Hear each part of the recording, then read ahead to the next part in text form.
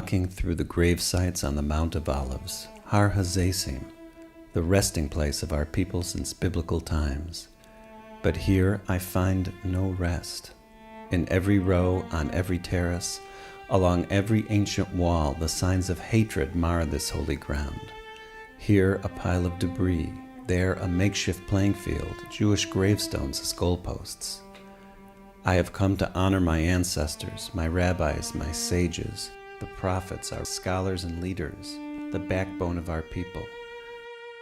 But here I find dishonor and defilement. My stomach turns. Can this possibly be the place where King David wept? Where the Kohanim would go to prepare the ashes to purify the temple? Where the new month would be announced? Where the presence of God will come one day soon, splitting the mountain in two to herald the Messianic age? And I think, what would I do? The answer is, in Jewish tradition, there's no greater mitzvah than dealing with the needs of those who are not able to deal with their own.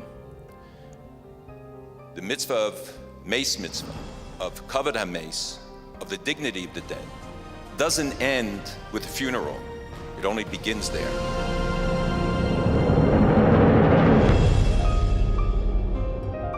About 5 years ago, when I read the horrific report in the Jerusalem Post from the state controller, and I said, how could this be? I decided that I was going to get involved to bring awareness to all of Klal Yisrael and to bring awareness to the Israeli government. This can't go on.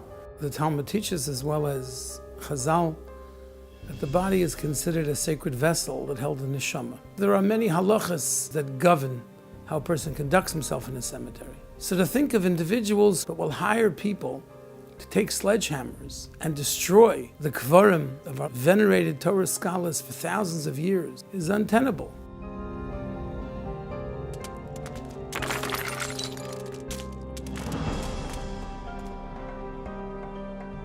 Visiting the graves in Har HaZeisim, we came under rocks being thrown at us, and when you see the size of the rocks, you understand that rocks, like words, can kill.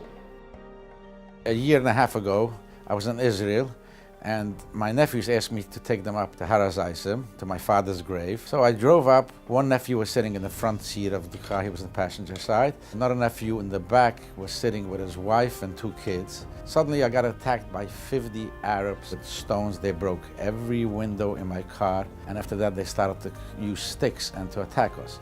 My nephew in the front got a stone in his face, so he got bloody in his face. They demolished the whole car. With this effort that has commenced in the last few months and the public awareness and attention, that there should be a clear upgrading of this site, I think it ought to be a major effort of the government as well as the municipality of Jerusalem. And I can say on behalf of many members of the Knesset, of all parties concerned, that we will support it vehemently in the Knesset. We're here to work with the Israeli government that this change must happen, and everyone should be able to visit their loved ones, Rosh Hashivas and Rebbes, whenever they wish. And if individuals will become more connected to Har HaZeisim and to the Mekomis HaKadoshim in Eretz Yisrael by davening, by being mispalel, by doing acts of chesed, then HaKadosh Baruch Hu will act in kind, midah connected midah, measure for measure.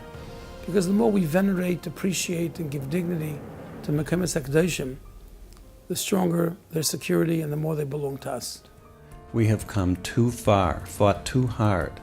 We rebuilt some of the damage they did during the Jordanian occupation, when tens of thousands of stones were destroyed and the bones of my people scattered in the dirt. But today, even beneath the Israeli flag, they still desecrate. They still hurl stones at peaceful mourners. Our work is clearly not over. So I will raise my voice and demand an end to this horror show. I will tell every Jew, every peace-loving soul on earth what is happening here, and what needs to happen here from now on. I will ask each of you to join with me in restoring sanity to this place, and then I will rest.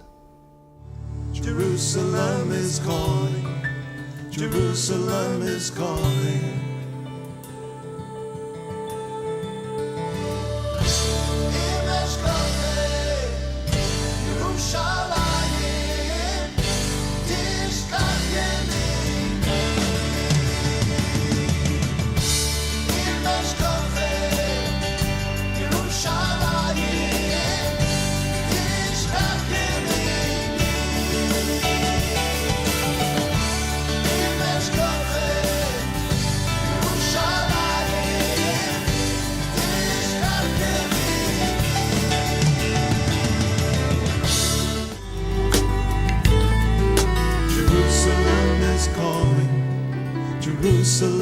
is calling.